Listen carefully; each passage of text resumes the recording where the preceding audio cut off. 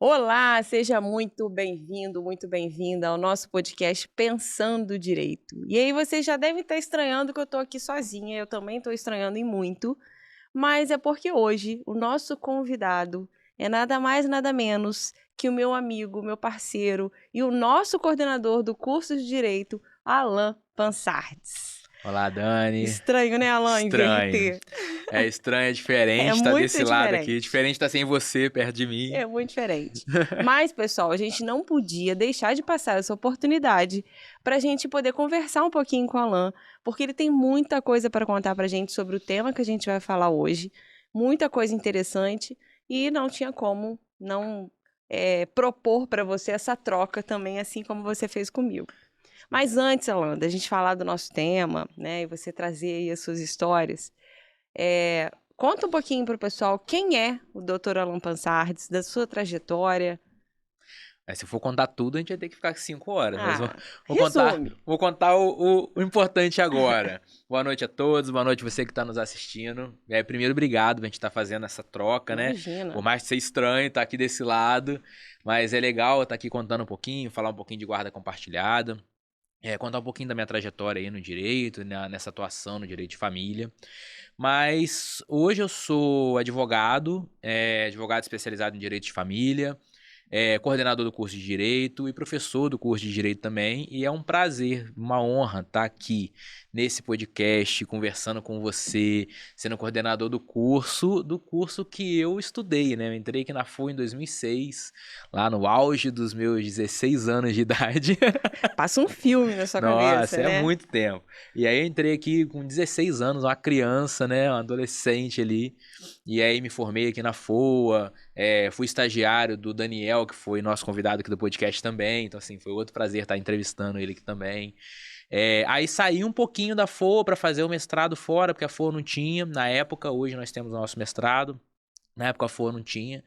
Aí saí, já comecei a advogar ali, construí meu escritório, fui fazendo mestrado em paralelo e assim, acabei o mestrado, já voltei para a FOA para poder entrar aqui e estar lecionando e consegui retornei em 2017. E aí desde então tô aqui como professor e tem 2 anos que estou à frente da coordenação do curso. Arrasando na coordenação. Mas Obrigado. quanto tempo que você tem atuando mesmo na advocacia? Formei em 2011, né? Formei em 2011 e eu comecei na advocacia.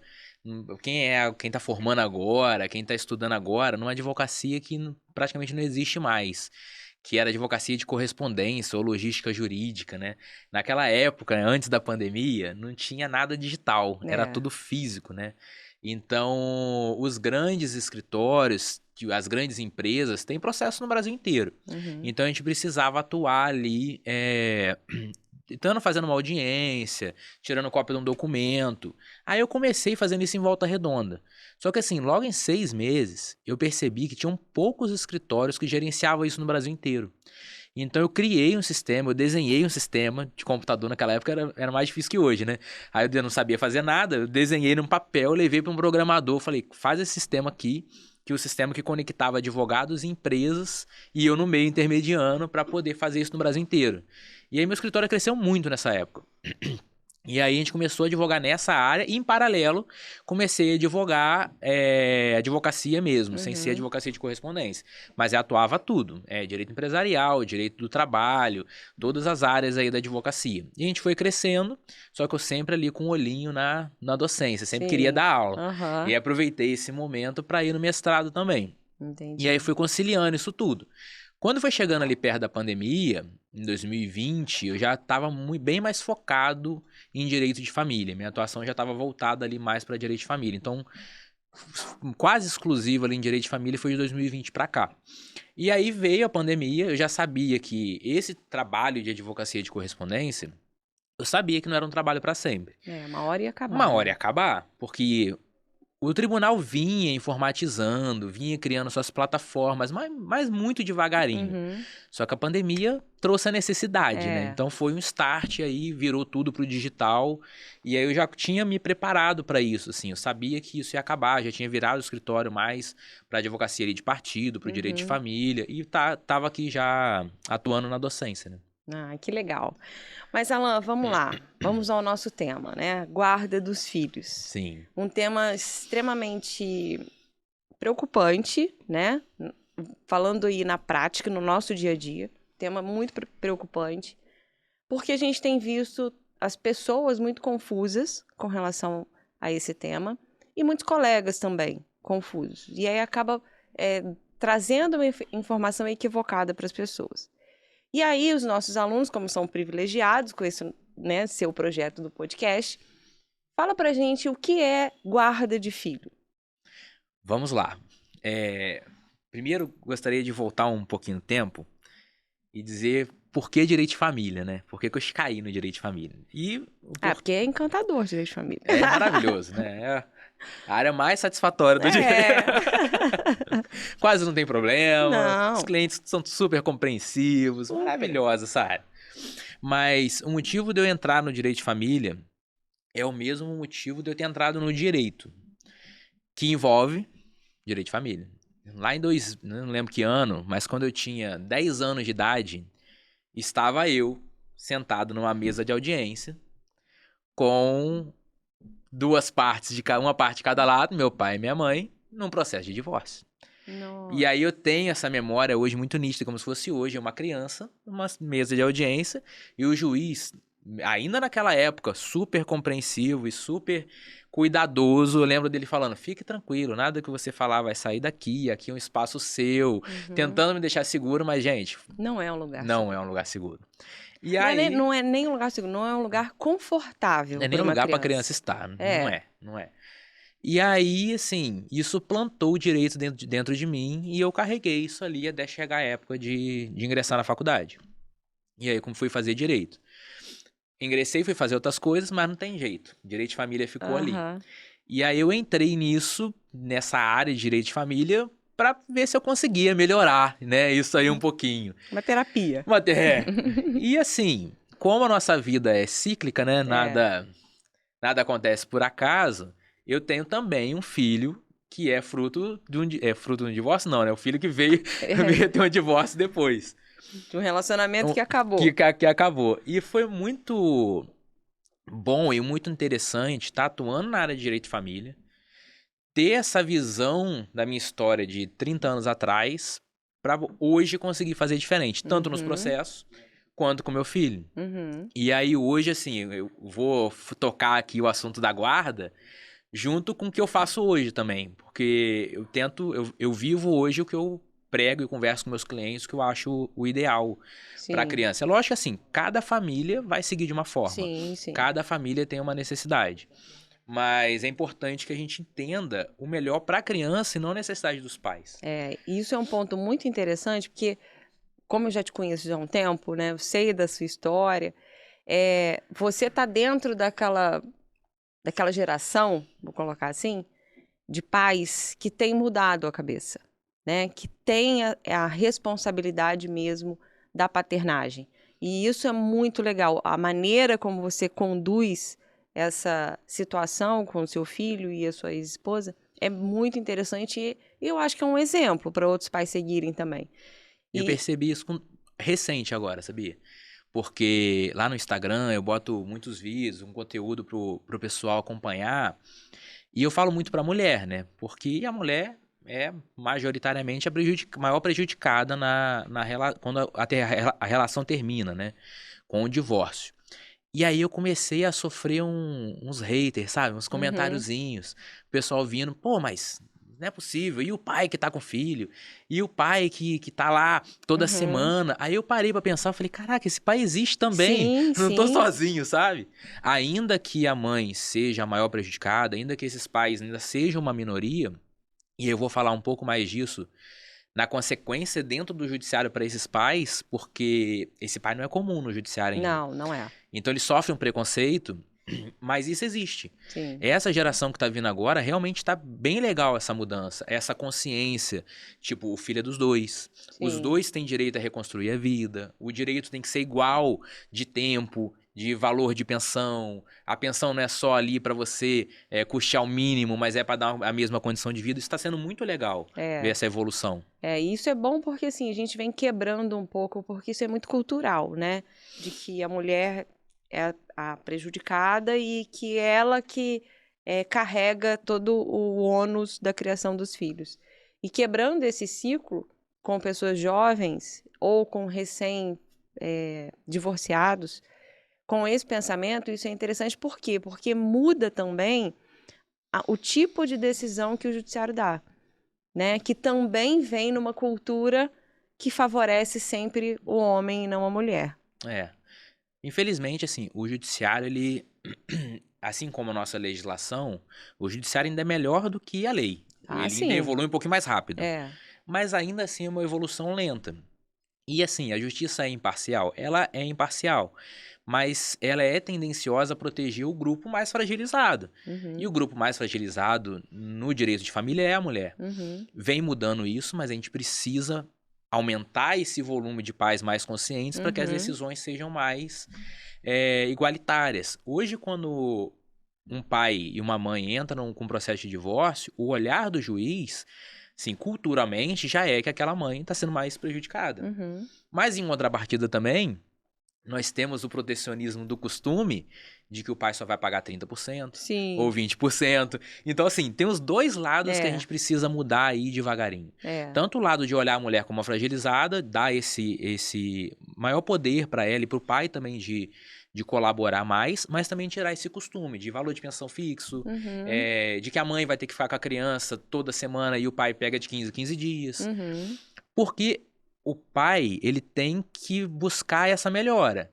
Mas se o judiciário ainda dá esse conforto, tipo, você pode pegar de 15 dias, de 15 em 15, você é pai. Você pode pagar ali no máximo 30% de pensão, você é pai. Então, se o judiciário dá esse conforto também, aí, assim, motiva cada vez menos o pai também correr atrás. Motiva cada vez menos. Mas aí volta numa conversa que a gente teve aqui uma vez, de que é nosso papel, enquanto advogado, e principalmente você buscar um advogado que é especializado em direito de família, para ele colocar algumas coisas ali, em algumas cláusulas, que não vai deixar esse pai confortável. Exatamente. Ainda que o judiciário esteja ali por trás, amparando ele, dizendo que 30% tá bom, né, no caso de uma pensão, ou de 15 em 15 dias no caso de uma guarda. Existe ali ferramentas que a gente vai fazer com que esse pai esteja mais presente, porque vai mexer no bolso dele. E aí é importante, você tocou num ponto importantíssimo. Procurar um profissional especializado e atualizado. Com certeza. Nós estamos falando que o judiciário tem um costume, mas muito advogado tem um costume também. Tem. Então, e bota aquele textinho padrão ali na petição e vambora. Bota o textinho padrão no acordo e vambora. 15 dias com o pai, o Natal alternado, férias metade, é isso. É o padrão. Então... como se fosse uma receita de bolo. É uma receita de bolo. E não é assim. Não é. Né? O advogado de direito de família, ele tem que primeiro, antes de fazer qualquer coisa, de propor ação, de propor acordo, entender a família. Qual é a realidade dessa família? O pai trabalha com o quê?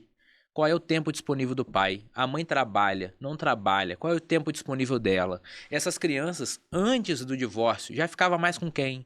Qual era a realidade familiar? Porque se você pega hoje uma receita de bolo e aplica numa família onde a mãe trabalha mais que o pai e a criança ficava mais com o pai, você destruiu a família. Destruiu o psicológico da criança. Sim. Então, hoje o trabalho do advogado é entender a família antes de propor uma solução. Sim. E propor uma solução que vai se adequar. Né? Então tem que procurar um advogado ali que realmente entenda direito de família. E direito de família tem um problema. Porque... vários. Vários. Mas tem muito advogado que se aventura, né? No direito de família. Vou pegar mais um tipo de ação. E vou pegar direito de família. Isso é perigoso. Então é legal você procurar um advogado ali que já tem uma trajetória. Igual você, que já tem a trajetória no direito de família, tem seus clientes ali, confirma a sua reputação, sua atualização, tá sempre se atualizando, isso é muito importante. Mas e aí então? O que é isso? Guarda de filhos. Guarda de filho. Guarda de filho, a guarda em si é quem vai decidir as coisas da criança. Vamos diferenciar algumas coisas. Uhum. Primeiro, de guarda com convivência. Primeiro, vamos falar convivência, não é guarda de visitação. Já falei no vídeo, já isso falei aí. quem recebe visita é preso. Isso aí. Então, vamos diferenciar guarda de convivência. A maioria das pessoas fazem essa mistura de guarda e convivência e acham que, se a guarda é compartilhada, o meu filho vai ficar comigo metade do tempo. Uhum. Guarda e visitação são coisas diferentes. Convivência. Convivência. Guarda e convivência são coisas diferentes. A guarda é sobre o poder de decisão das crianças. Poder de decisão sobre os filhos. Hoje, a nossa guarda comum é a guarda compartilhada. A guarda prevista pela legislação, a guarda que vai ser aplicada pelo judiciário, caso não tenha nenhum problema, vai ser a guarda compartilhada. O que quer dizer a guarda compartilhada? Tem nada a ver com quanto tempo a criança vai ficar com cada um. Uhum. Tem a ver sobre o poder de decisão sobre as coisas da criança, sobre a rotina da criança. Então, qual escola vai estudar? Se a guarda for compartilhada, pai e mãe têm que entrar no consenso. Qual médico, qual pediatra vai acompanhar? Qual atividade extracurricular vai fazer? Isso que é o que define a guarda. Então, se a guarda é compartilhada, ambos os pais vão ter o poder de decisão. Só que esses pais vão ter que entrar em consenso sobre o que é melhor para essa criança. Uhum. E aí, assim, não é que eu vou decidir contar comigo, a mãe vai decidir contar com ela. Porque tem coisas na vida da criança que são rotineiras. Sim. Escola, plano de saúde, médico, atividade extracurricular. Uhum. Tem que ter uma rotina e uma consistência nessas atividades. Então, pai e mãe têm que entrar nesse consenso. Diferente da guarda unilateral. A guarda unilateral, apenas um dos pais vai exercer essa guarda. Só que essa guarda unilateral, ela era a guarda que era a regra até um tempo atrás.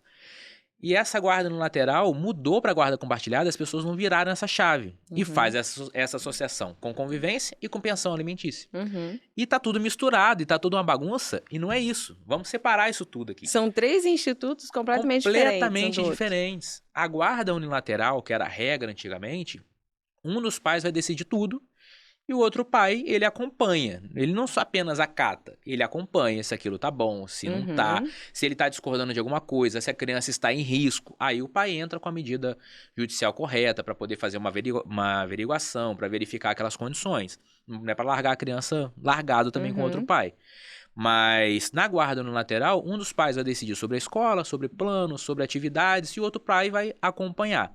Na guarda compartilhada, aí sim, ambos os pais vão discutir e chegar num consenso sobre o que é melhor para a criança. Agora, existe uma outra confusão também. Você parte do pressuposto, se na guarda compartilhada os pais eles vão ter que conversar e decidir o que é melhor para a criança, muita gente entende e acredita que eu só posso ter guarda compartilhada se os pais tiverem boa convivência. Exatamente. Eu ia te fazer essa pergunta. E quando aquele casal não se entende mais? Se o casal não se entende, o problema é deles. Né? O casal não se entender é fruto do divórcio. Não tem problema nenhum o casal não se entender. Tem que se entender como pai e mãe. Mas os pais têm que se entender. Então, já é pacífico no judiciário, isso é tranquilo. E você vê muitos advogados peticionando e falando, não pode ter guarda compartilhada porque os pais não conversam. Problema deles. Se vira, vai ter que conversar. Vão aprender, então, com a guarda compartilhada. Exatamente. A conversar. Então, o mau relacionamento dos pais não impede a guarda compartilhada. A não ser que existam casos extremos, que aí vai ser concedida a guarda unilateral. Violência doméstica, violência contra a criança, aí são casos extremos. Sim. Ou se um dos pais renunciarem expressamente. Não, eu não quero a guarda compartilhada, eu vou deixar para a mãe. Ótimo, aí a guarda vai ser unilateral. Mas eu nunca vi acontecer. Por quê? Os pais, eles estão brigando pelo poder. Eles não estão brigando para poder dar o poder pro outro. Sim. Então, geralmente, a briga que eu quero a guarda para mim e o pai e a mãe quer para ela.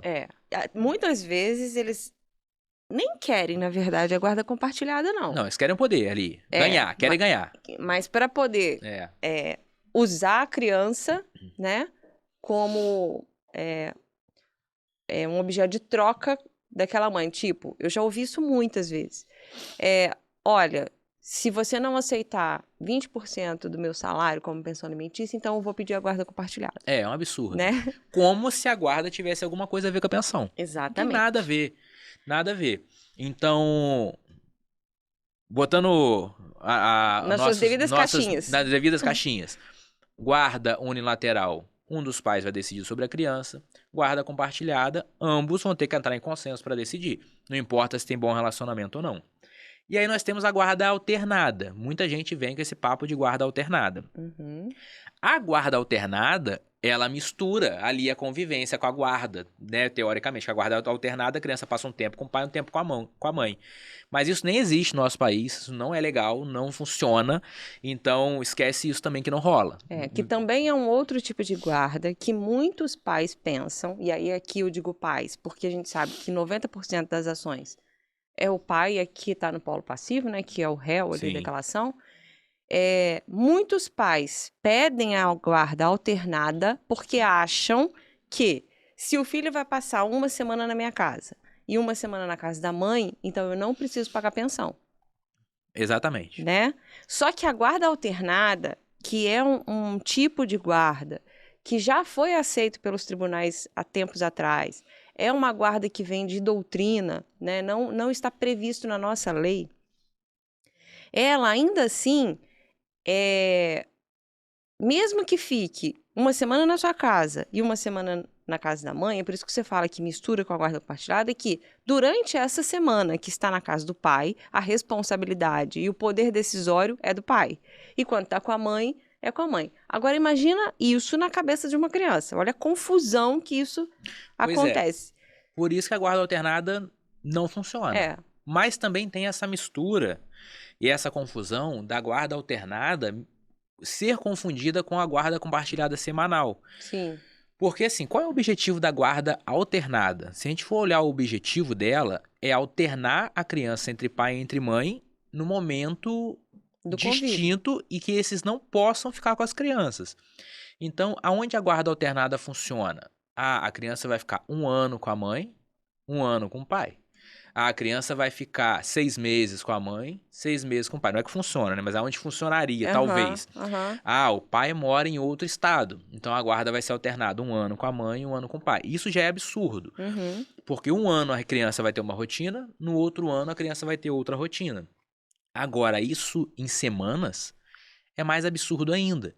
Porque nós podemos fazer a guarda compartilhada nessa divisão de semanas. O meu filho vive nesse regime. Hoje eu tenho a guarda compartilhada e ele fica uma semana comigo, uma semana com a mãe.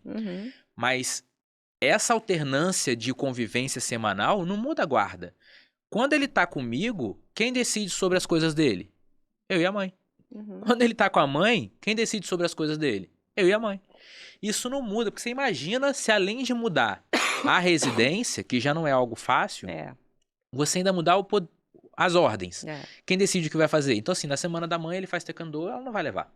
E não, eu decido que não vou levar, aqui eu não acho correto. Na minha semana eu quero que ele faça taekwondo, inglês, jiu-jitsu, e ele vai ficar maluco, né? Porque além de mudar a residência, que já não é algo fácil, ele ainda vai ter que mudar, vai estar no meio desse jogo de poder. Então, assim, a gente não pode confundir os dois institutos e a gente tem que ter essa consciência que a guarda compartilhada não é legal para criança. Só em casos extremos... Alternada, não é legal. Só em casos extremos onde tem essa necessidade. A criança vai morar com o pai 2 anos, vai voltar para morar com a mãe 2 anos. Ainda faz um pouco mais de sentido se ela vai permanecer com o pai lá 1 ano, vindo conviver com a mãe, sei lá, quinzenalmente, ou uma vez por mês, que ele tem esse poder de decisão. Mas a gente não pode confundir isso com compartilhado. E aí fica, eu acho que na guarda alternada fica mais claro ainda essa confusão entre a convivência, o que é a convivência e o que é a guarda. Exatamente. Né? Porque é o que você está falando, na verdade, a guarda alternada, o que ela está definindo mais é a convivência, não é a guarda em si. Sim. Né? E aí, tá.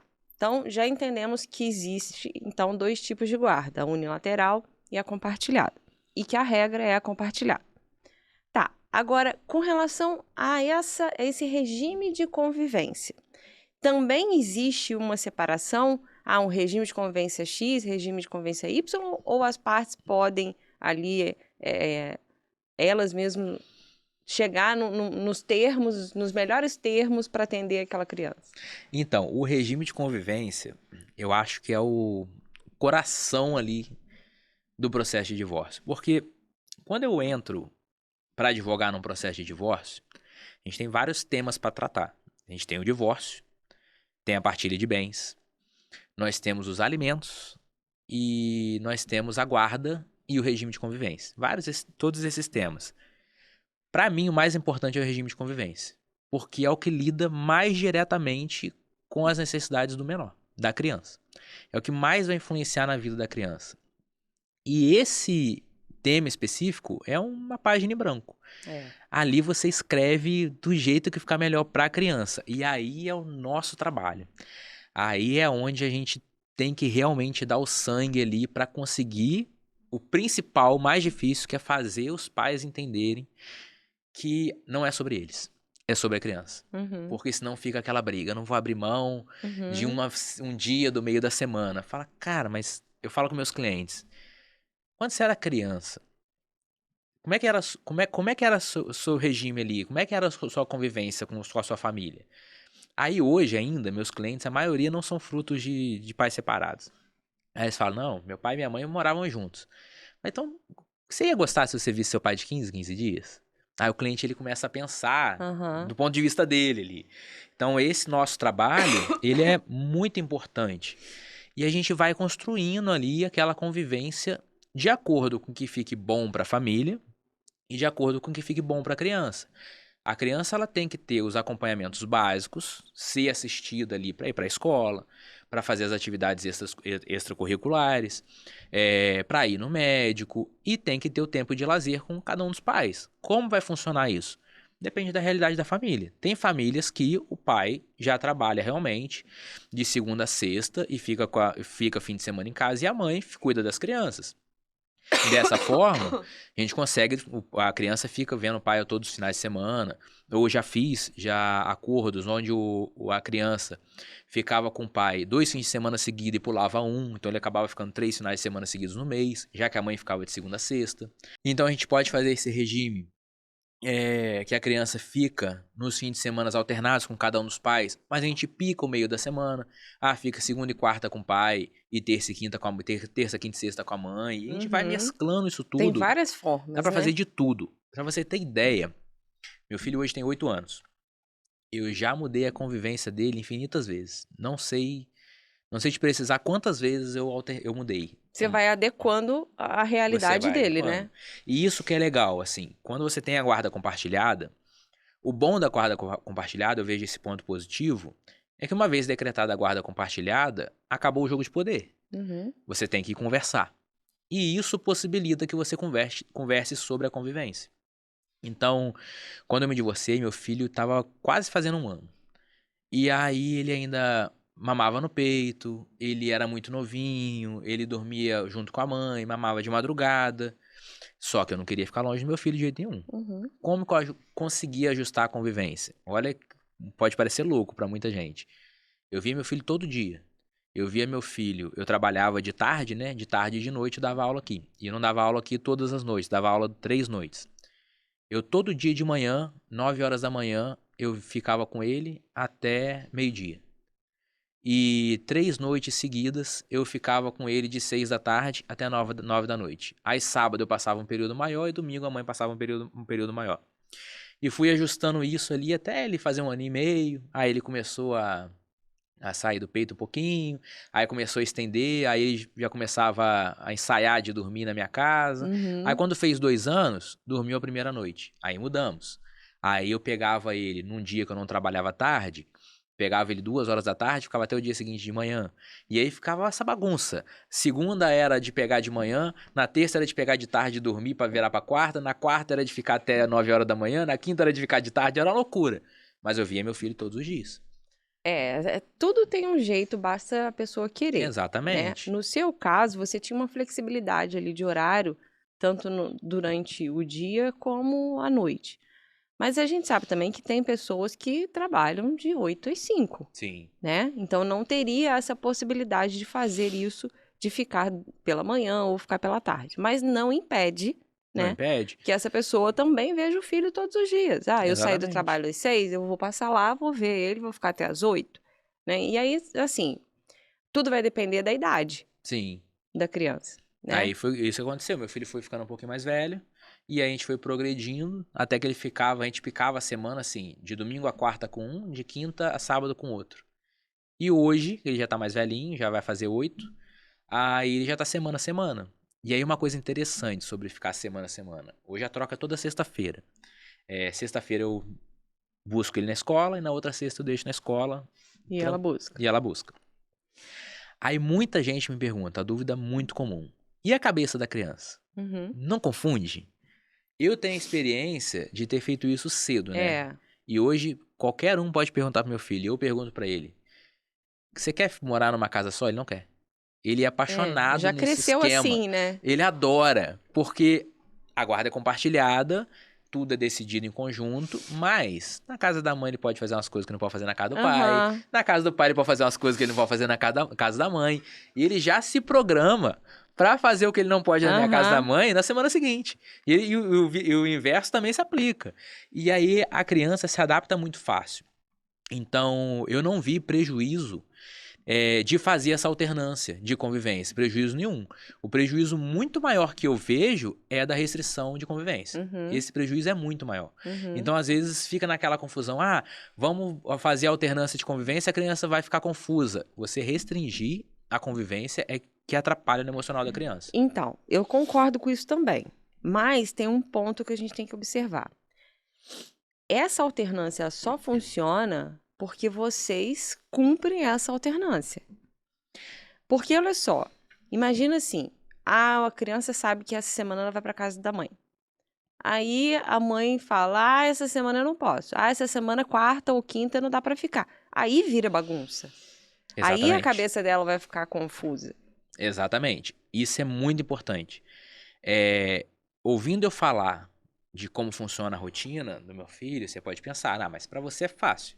Porque você e a mãe dele têm esse relacionamento aí ótimo. Não, não tem não. É divórcio igual de todo mundo. Não é porque eu sou advogado de família que o meu divórcio é tranquilo. É divórcio igual de todo mundo. Uhum. Com várias tretas, com vários problemas emocionais, com vários assuntos inacabados. É divórcio. Não tem esse bom relacionamento. Mas como é que funciona? Você tem que botar no papel como vai funcionar. E aquilo ali tem que ser cumprido. Uhum. Porque senão vira uma bagunça. A criança precisa de rotina. Por mais flexível que seja a rotina, ela tem que ser uma rotina. Uhum. E você tem que ter aquele regramento escrito. Então, a troca, a substituição da convivência é na sexta. Na sexta acontece. Uhum. Não tem jeito. Recentemente, a mãe não estava conseguindo levar ele para a escola e já é meu caminho de vir trabalhar. Eu falei com a mãe, eu levo ele na escola, não tem problema. Então eu levo na escola na minha semana, na semana dela. Mas eu pego na casa dela e deixo na escola. Não muda a convivência. Uhum. Não cato na escola, não vou dar passadinha lá em casa. Uhum. Não, hoje você fica comigo. Não, hoje quando voltar da escola eu te levo para casa. Isso não dá certo. Isso não dá certo. Aí vira uma bagunça, porque aí a regra vira exceção. E aí vira uma zona. Então você precisa, isso que é legal de você ter o advogado experiente do seu lado. Porque ele vai delimitar isso de uma forma que funcione, vai revisar isso sempre que for necessário e vai dar essa orientação. Tem que funcionar e tem que cumprir os combinados, senão vira uma zona. Não tem jeito. E esse combinado, ele tem que partir da rotina da criança e não da rotina dos pais. Exatamente. Muitos pais querem encaixar a rotina da criança dentro da rotina deles e ao contrário. Para guarda compartilhada não, para convivência funcionar, ela só vai funcionar assim, a partir do momento que você olha a rotina da criança e a partir desta rotina você desenha como vai ser esse convívio, né? Agora, querer alterar a rotina da criança para caber na sua rotina, provavelmente essa convivência não vai dar certo. Vai ter briga, vai ter muitas trocas e aí vai dar uma confusão danada na cabeça da criança. O que eu enxergo hoje que é o maior problema dos divórcios? O cerne ali de todas as problemáticas. Quando você está casado, você tem a sua rotina ali de família, você se adapta à rotina da criança, como você falou. Uhum. E aí o horário de trabalho, quando você está trabalhando, alguém fica. Quando a mãe está trabalhando, alguém fica. Quando os dois estão trabalhando, tem uma babá. Enfim, você se adequa ali na sua rotina. Quando você se separa, você não pode ter a ideia de que aquela sua rotina sumiu. Você vai ter uma nova vida pessoal, mas a sua antiga vida tá ali. Ela não vai te largar. E isso é importante as pessoas entenderem. Você vai ter que administrar a sua nova vida carregando a sua vida antiga. E sua vida antiga é a sua rotina com o seu filho. Então nada mudou para trás. E você vai precisar sustentar aquilo ali. É o que você falou. Você vai adaptar a rotina do seu filho à sua. E você vai, nos horários que você já não ficava, você já não vai ficar, mas no horário que você ficaria, ou você vai pegar para conviver, ou você vai ter que botar alguém para ajudar a tomar conta, ou você vai ter que deixar com os avós, que é uma coisa que as pessoas também acabam negligenciando ali no processo de divórcio, de não utilizar a família ali, o avô, rede de apoio, a rede de apoio. Então, você vai partir para essa nova etapa da sua vida. Mas muitos clientes falam que estão partindo para uma nova vida, mas não existe essa nova vida, sabe? É a sua vida mesmo. Existe a nova vida enquanto homem e mulher. Né? E não enquanto pais. Não é nova pais, vida. Não tem nova vida. Eu arrisco a dizer que não existe nova vida, na verdade. Nem enquanto homem e mulher, porque você vai ser homem e mulher com filho. Não tem nova vida. É a sua vida continuando, sem uma pessoa do seu lado. Sobre essa ótica, sim. É a sua vida continuando. Então, essa vida continuando, você vai ter que adaptar a rotina do seu filho à sua. E entender isso. Agora, quem tá ouvindo pode estar pensando, mas com flexibilidade é fácil conviver com o filho, mas a Dani falou agora há pouco, poxa, mas e o cara que trabalha ali de 8 às 5? Como é que ele vai ver o filho? O cara que trabalha embarcado. Tem uma coisa hoje que não tinha na minha época que é maravilhosa. É isso aqui, cara.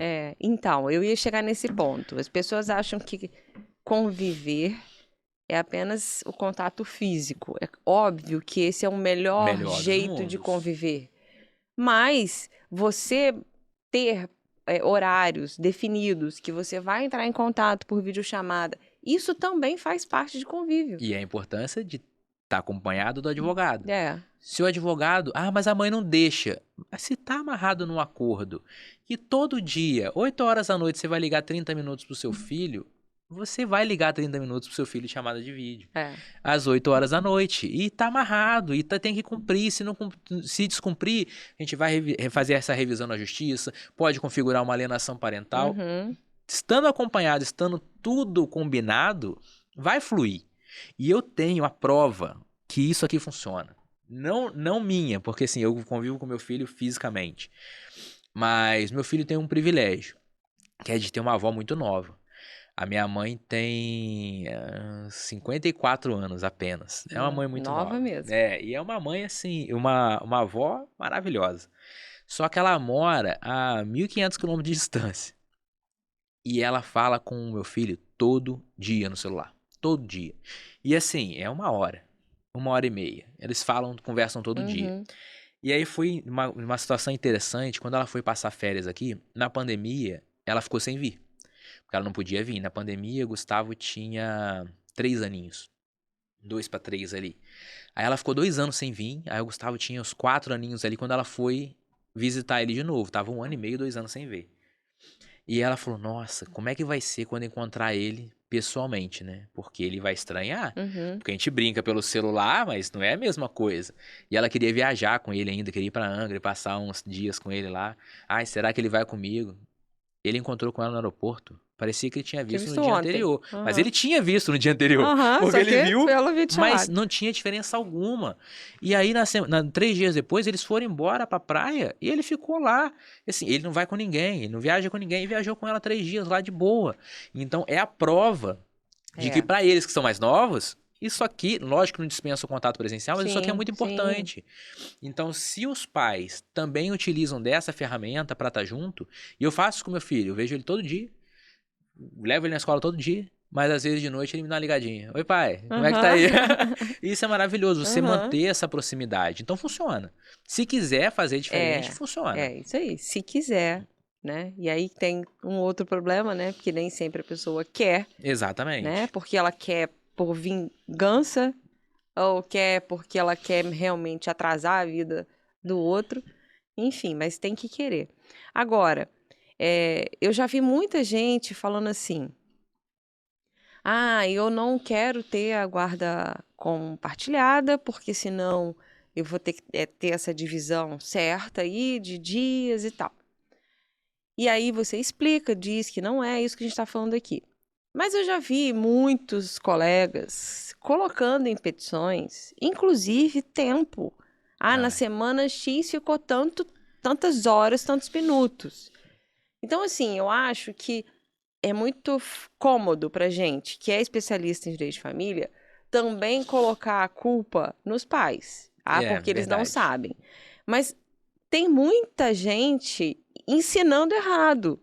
Tem muita gente orientando errado, né? E aí, o que acontece dentro de uma ação judicial? Vai demorar muito mais. Com certeza. Vai desgastar muito mais aquela família. Exatamente. Eu falo isso com meus clientes. Vamos sempre tentar fechar no acordo. Porque um processo judicial é um marco na sua vida, é uma coisa que vai ficar te minando o tempo que ele persistir. Porque, vamos botar aí, um processo desse que você falou, que você, eu quero brigar por tempo igual, eu conto os minutos, eu conto os segundos, e eu faço questão da blusa que eu comprei porque foi para casa do pai. É um processo de 5 a 10 anos. E vão ser 5, 10 anos que você vai viver na sua vida sem saber o que você pode falar pelo WhatsApp com outro. Sem saber o que você vai falar na ligação, se a ligação está sendo gravada. Sem saber a postura que você vai ter na hora de entregar a criança na casa da mãe ou na casa do pai. Agora, o pior disso tudo não é o pai sofrer isso. O problema é do pai. O pior é que o seu filho percebe isso tudo. Sim, a criança percebe tudo, sim. E ele saca isso tudo. E ele sofre isso junto com vocês. Não é você que está sofrendo. É seu filho que está sofrendo junto com você nesse processo. E é importantíssimo. E a gente vem fazendo esse trabalho, o podcast serve para isso, para a gente orientar os nossos alunos, as pessoas e os advogados. Para que não fiquem caindo nessa besteira. Falamos aqui, a guarda compartilhada não tem nada a ver com tempo de convivência. Eu tenho casos igual o meu, que a guarda é compartilhada e a criança fica uma semana com o pai, uma semana com a mãe. E eu tenho casos que a guarda é compartilhada e que o pai pega uma vez por mês. O pai mora em outra cidade, a guarda é compartilhada e o pai vem uma vez por mês, quinzenalmente, e fica com o filho, convive com o filho. Então isso não tem nada a ver. E assim como não tem nada a ver um outro absurdo de que, porque a guarda é compartilhada, vamos rachar tudo da criança e não paga pensão. Isso não existe. Como que era a família antes de divorciar? Quem pagava as despesas da criança? Era dividido? Pai e mãe têm as mesmas condições financeiras? Ótimo. Vamos analisar se isso vai ser adequado para a criança, dividem realmente as coisas. Mas não, o pai pagava a maior parte, a mãe pagava a menor parte. Vamos equilibrar isso na pensão. Ou a mãe não arcava com nada, a mãe só cuidava da criança. E o pai que sustentava tudo. O pai vai ter que pagar a pensão alimentícia. Isso vai variar de acordo com a situação da família. Não é porque a guarda é compartilhada ou não. Não é porque fica mais com um ou não. A maioria dos processos que eu vejo, que eu tenho, hoje eu busco sempre a guarda compartilhada e a convivência equilibrada. Então o pai ele fica, além dos fins de semana alternados, geralmente fica 1 ou 2 vezes por semana fixo com a criança ali. O pai fica com a criança dessa forma, que é super equilibrado, e paga a pensão do mesmo jeito. Claro. O meu caso, eu fico com meu filho uma semana assim... Porque o fato dele estar lá na casa da mãe, ou estar na casa do pai, não vai diminuir a luz da casa da mãe dele, não vai diminuir a conta de água, né? Não vai diminuir a escola, o plano de saúde, não muda nada. Hoje com meu filho é uma semana, assim, eu, advogado, especializado em direito de família, vou baixar minha pensão. Não, meu filho fica uma semana com a mãe, uma semana comigo, e todos os custos básicos do meu filho são por minha conta, porque já era assim antes da Constituição Familiar, não tem por que mudar agora.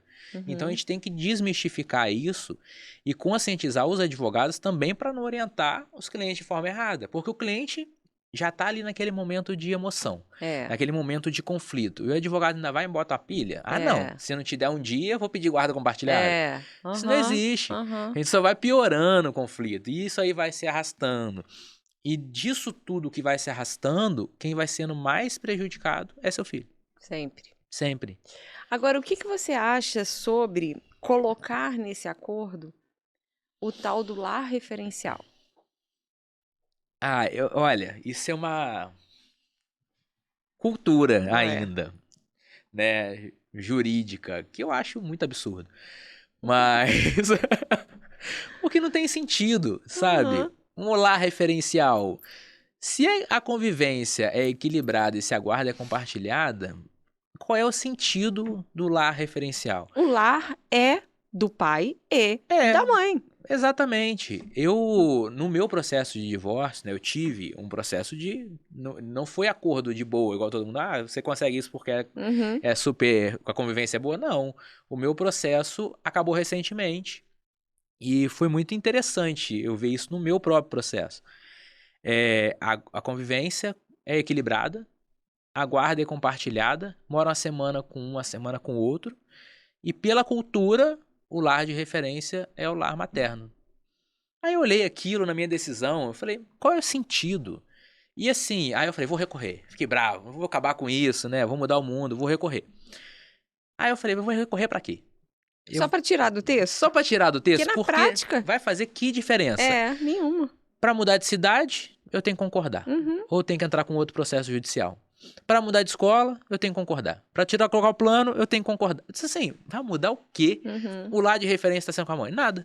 Então, assim, eu acho um que isso vem mais por um afago da mãe. Pode De ser. sentir que, olha, a guarda é compartilhada, mas a casa dele é a minha casa. Não mora com você. Mora cada hora com um, mas a casa de referência é a sua. Isso pode ser um afago, mas também é um atraso, eu acho, nessa evolução da guarda e da convivência equilibrada. Eu acho um atrasozinho. Eu também acho. Não tem por que colocar, não. Não tem. Na prática, não tem efeito algum quando há esse equilíbrio dessa convivência. E se pega, assim, se imagina eu, o conhecimento que eu tenho, eu fiquei com aquele negocinho. Imagina quem não tem conhecimento. Imagina quem não tem, né? Ah, não, isso é absurdo. Se é convivência igual, eu não quero que defina nenhuma residência. E aí vai gerar mais briga. O judiciário podia evitar isso, eu acho. Agora, tem uma coisa também que muitas pessoas não sabem quando vêm procurar a gente para ingressar com uma ação, é que nesse processo de guarda, não é simplesmente o advogado da mãe colocar lá o que ela quer, o advogado do pai colocar o que ele quer e o juiz vai decidir junto, ouvindo anteriormente o Ministério Público, né? Existe toda uma fase que é do estudo psicossocial com essa criança. Então, essa criança, ela também vai ser analisada por uma equipe multidisciplinar, que vai ver o que é melhor para ela. Qual é a realidade dela que vai atender melhor ela, né? E isso muito advogado não explica. Exatamente. E o pai se assusta, né? Às vezes, quando chega nessa fase.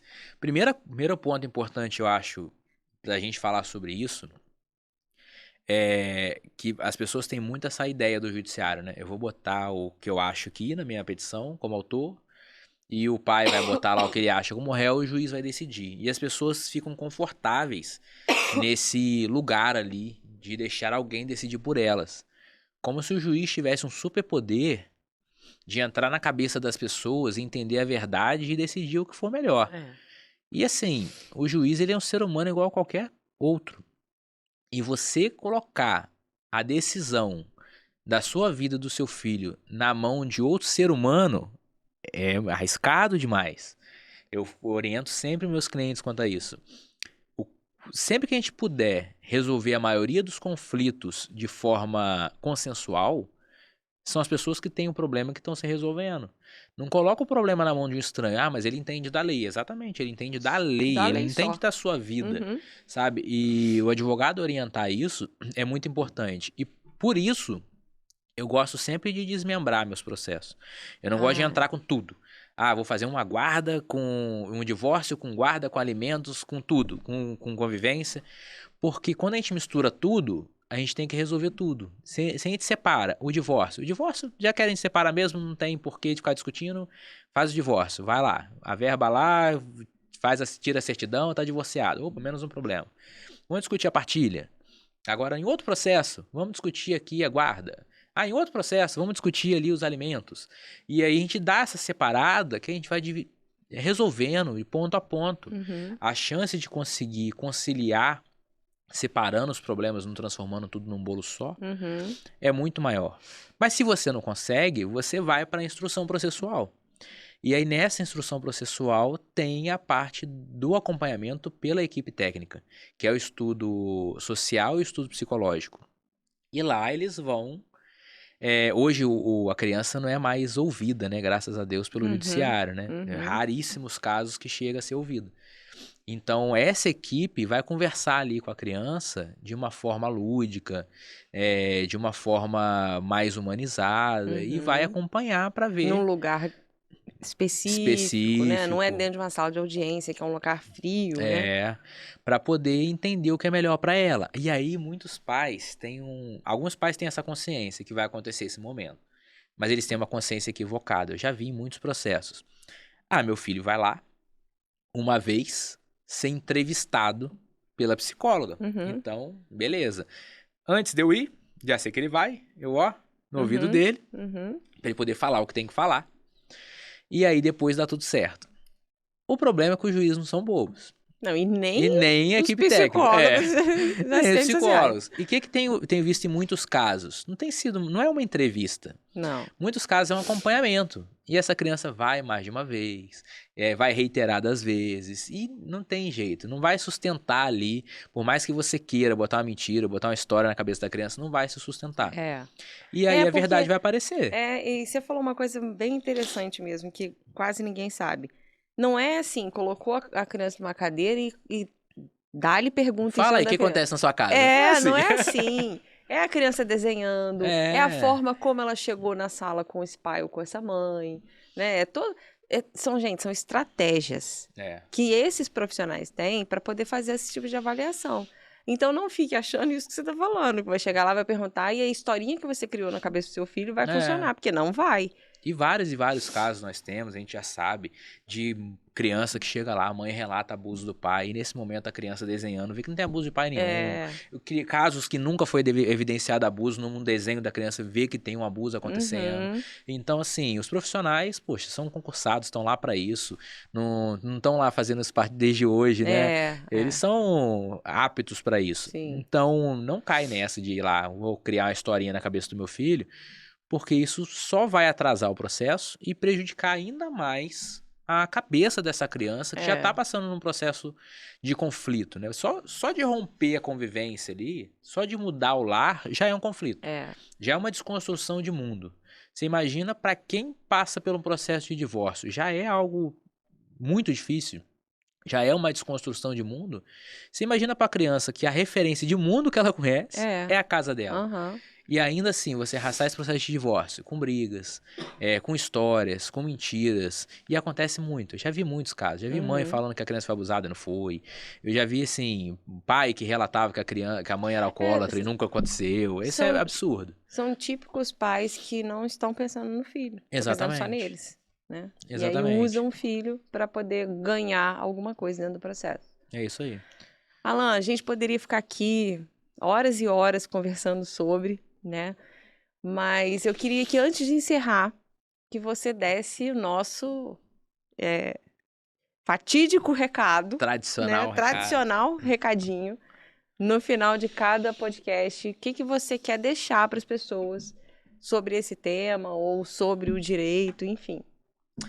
Então, sobre esse tema, sobre divórcio, guarda, acho que o mais importante que eu posso deixar para todos os pais e todos os advogados, nossos alunos, futuros advogados, que vão lidar com esses pais, é que a gente precisa fazer com que as pessoas entendam que o maior projeto da vida delas são os filhos dela. Não é trabalho, não é o seu shape, não é a sua casa. O maior projeto da sua vida é o seu filho. E nada vai dar certo na sua vida, você não vai ter sucesso se no final da sua vida o seu projeto, o seu filho não der certo. Para que esse projeto dê certo, você tem que, quando estiver nesse processo de divórcio, pensar nele. O processo de divórcio não é sobre o pai, não é sobre a mãe, não é sobre valor de pensão, não é sobre poder sobre a criança.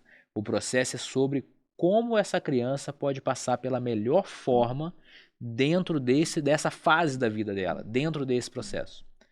Fazendo dessa forma, tem como dar errado. Maravilhoso. Gente, fica ligado. Toda quinta-feira, às 19 horas, sempre um episódio no podcast Pensando Direito. que foi feito com muito carinho pelo Alan. Foi pensado pelo Alan. Por nós. Foi criado pelo Alan. Não, por nós. E eu só tô aqui ajudando ele. Não, que isso, para com isso. Minha parceira de bancada. E vai lá, compartilha o vídeo nosso com todo mundo. Curte no Instagram. E sempre lembra de mandar lá pro nosso e-mail, direito@foa.org.br, sugestão de tema, sugestão de convidados. E vai sempre curtindo e compartilhando, mandando, porque a nossa maior arma é a informação correta. A gente está aqui para orientar vocês, orientar as pessoas, e é isso que a gente precisa. Exatamente. Esse é o objetivo do podcast. É isso aí. Então, semana que vem estaremos lado Desse a lado, lado né? aí. Não me abandona mais. Graças a Deus. Beijo, gente. Fica com Deus. Tchau, tchau.